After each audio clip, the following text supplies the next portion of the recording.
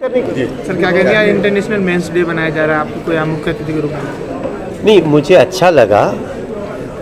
अगर इंटरनेशनल कई तरह के दिन हो सकते हैं तो इंटरनेशनल मेंस डे का भी स्वागत है।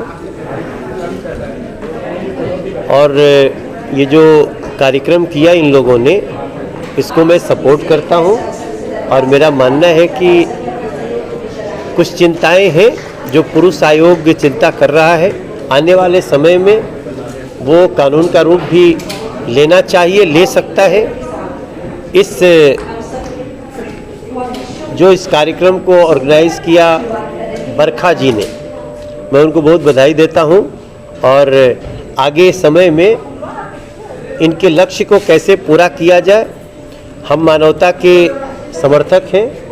उसमें पुरुष भी, हमें नारी का सम्मान करना है, महिला का सम्मान करना है, महिला की सुरक्षा के लिए काम करना है। साथ ही इसकी आड़ लेकर के किसी पुरुष को कोई ऐसा प्रताड़ित न कर दे जिससे उसकी सुनवाई ही ना हो, ये भी हमारे लिए एक चिंता की बात है।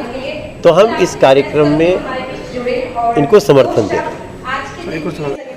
अवार्ड से आपने सम्मानित किया, क्या कहेंगे? मैंने तो राज्यसभा में कह ही दिया था और बहुत सारे हमारे साथी सांसदों को बात बहुत पसंद आई। और आज जो बरखा त्रेहान जी ने ये समारोह किया है और इतनी अच्छे तरीके से बातें रखी जा रही हैं, इतने बड़े नामी लोगों को अवार्ड दिए जा रहे हैं, पुरुष आयोग की बात हो रही है, लेकिन बहुत सारी नई बातें भी आज सुनने को मिली हैं। तो मैं आशा करती हूँ कि ये वर्ष प्रतिवर्ष चलता रहे और इसमें कुछ और दखल अंदाजी हो सरकार की भी। महिला आयोग तो है, क्या जरूरत है पुरुष आयोग की भी? पुरुष आयोग बनना चाहिए जिससे मैंने तो कहा कि अब महिला आयोग या पुरुष आयोग नहीं, लेकिन जो मानवाधिकार आयोग है वही रहे। सब बात तो वही है, ह्यूमन बींग्स हैं तो समान अधिकार तो तभी होगा। लेकिन देखिए, इसमें बहुत सारी बातें हम लोगों की सोच के परे भी बहुत बातें होती हैं। सोच समझ के ही होगा जो भी होगा, लेकिन आशा करती हूँ कि कुछ बैलेंस बना रहे, कुछ अच्छे विचार आए, लोगों को मन निर्मल हो, समाज में एक तरीके से जो क्या कहें अप्रसन्नता छाई हुई है वो धीरे धीरे छट जाए। कैमरामैन इंटरनेशनल मेंस डे मनाने की शुरुआत हुई है, उसके लिए मैं पुरुष आयोग की पूरी टीम को बधाई देता हूँ, बरखा जी को बधाई देता हूँ। मेरा ये मानना है कि ये जो अंग्रेज़ों का कानून है 1860 का, ये जेंडर न्यूट्रल नहीं है। ऐसे और भी बहुत सारे कानून हैं, 1937 का शरीयत एक्ट है, वो जेंडर न्यूट्रल नहीं है।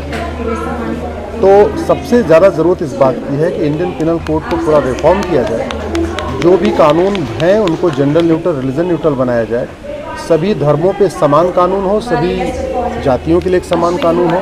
और सबसे महत्वपूर्ण जो आज की डेट में फेक केस शुरू हो चुका है, इस फेक केस खासतौर पर जो महिलाओं के द्वारा आरोप लगाए जाते हैं, इससे हज़ारों परिवार बर्बाद हो रहे हैं, बहुत सारे लोग सुसाइड कर रहे हैं। इसका एक तरीका ये है कि जब भी कोई कंप्लेन हो, उस कंप्लेन में ये ज़रूर लिखवाया जाए कि ये जो मैं शिकायत कर रही हूँ, इसके लिए मैं अपना नार्को पॉलीग्राफ ब्रेन मैपिंग करवाने के लिए तैयार हूँ। केवल इतना सरकार कर दे कि FIR का एक कंप्लेन का एक फॉर्मेट फिक्स कर दे और उस फॉर्मेट पे ये ज़रूर नीचे अंडरटेकिंग ले ले कि जो मैं शिकायत कर रही हूँ, बलात्कार का आरोप लगा रही हूँ या डोमेस्टिक वायलेंस का आरोप लगा रही हूँ या जो भी है, वो कंप्लेन महिला करे या पुरुष करे, जो थाने पे कंप्लेन होती है उसके नीचे केवल एक लाइन लिख दिया जाए कि जो मैंने ऊपर शिकायत किया है ये सब सही है और ज़रूरत पड़ने पे इसके लिए मैं नार्को पॉलीग्राफ ब्रेन मैपिंग कराने के लिए तैयार हूँ। मैं गारंटी के साथ कहता हूँ, फेक केसेस बंद हो जाएंगे, 80% फेक केस खत्म हो जाएंगे, आत्महत्या बंद हो जाएगी, कोर्ट का मुकदमा कम होगा, पुलिस का भी काम कम होगा। और दूसरा, एक नार्को पॉलीग्राफ ब्रेन मैपिंग कानून तत्काल बना दिया जाए। ये बनाना बहुत ज़रूरी है, तभी इस देश में वास्तव में सुसाइड के केसेस कम हो पाएंगे। बरखा त्रेहान है, मैं नई दिल्ली से हूँ, पुरुष आयोग की प्रेसिडेंट। देखिए, हर साल हम ये दिवस मनाते हैं, इंटरनेशनल मेंस डे, अंतर्राष्ट्रीय पुरुष दिवस, और यहीं CCI में ही मनाते हैं। हर्षोल्लास के साथ मनाते हैं, लोगों को इकट्ठा करते हैं। 2 महीने से सोशल मीडिया के माध्यम से लोगों को बता रहे हैं। एक अवेयरनेस का अभियान है जिससे कि हम सब लोग इस दिन को भी अपने तरीके से, अपने ढंग से सेलिब्रेट कर सकें। सब तो यहाँ नहीं आ सकते, मैंने किसी को भी जोर ज़बरदस्ती नहीं की यहाँ आने के लिए। स्वेच्छा से जो भी आया है वो अपनी मर्जी से यहाँ पे आया, और लेकिन सेलिब्रेशन होना चाहिए अपने माध्यम से। चाहे आप होटल में जा कर के कुछ सेलिब्रेशन करना चाहें, चाहे घर में रह करना चाहें, चाहे आप कोई मूवी देखना चाहें, किसी भी सेलिब्रेशन, चाहे खूब अच्छे अच्छे व्यंजन बना करके अपने पुरुष भाइयों को खिलाएं, जैसे भी हो, सेलिब्रेशन मस्ट गो ऑन।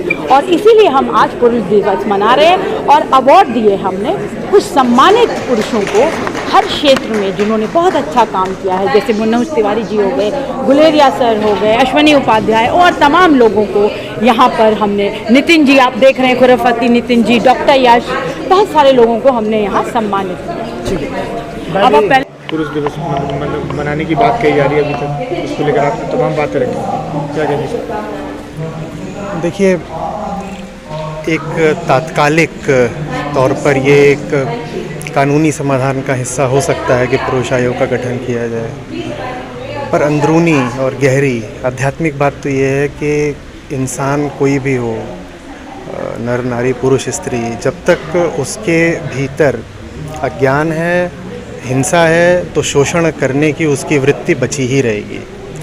और किसी एक पल में इतिहास के किसी एक लिंग का पलड़ा भारी हो जाता है तो वो शोषक बन जाता है, और फिर पहिया घूमता है, आगे बढ़ती है बात तो दूसरा पक्ष भी शोषक बन जाता है। ये चलता रहेगा शोषण का और शोषक शोषित वाला खेल। उसको अगर हटाना है, समस्या का अगर जड़ से निवारण करना है, तो बच्चा, लड़का हो चाहे लड़की हो, जब वो स्कूल में हो तभी से उसको आध्यात्मिक शिक्षा शुरू कर देनी चाहिए। जब तक हमारे भीतर हिंसा का मूल कारण जो है नहीं हटाया जाएगा, तब तक हम सबके लिए हिंसक रहेंगे। आपके जीवन में एक स्त्री आएगी, आप उसके लिए हिंसक रहोगे। आपके जीवन में एक पुरुष आएगा, उसके लिए भी हिंसक रहोगे। स्त्री पुरुष नहीं आए आपके जीवन में, बच्चों के लिए हिंसक रहोगे, बूढ़ों के लिए हिंसक रहोगे, जानवरों के लिए हिंसक रहोगे। एक देश दूसरे के लिए हिंसक रहेगा, एक समुदाय दूसरे के लिए हिंसक रहेगा। हम अपने ही प्रति तो कितने हिंसक होते हैं ना।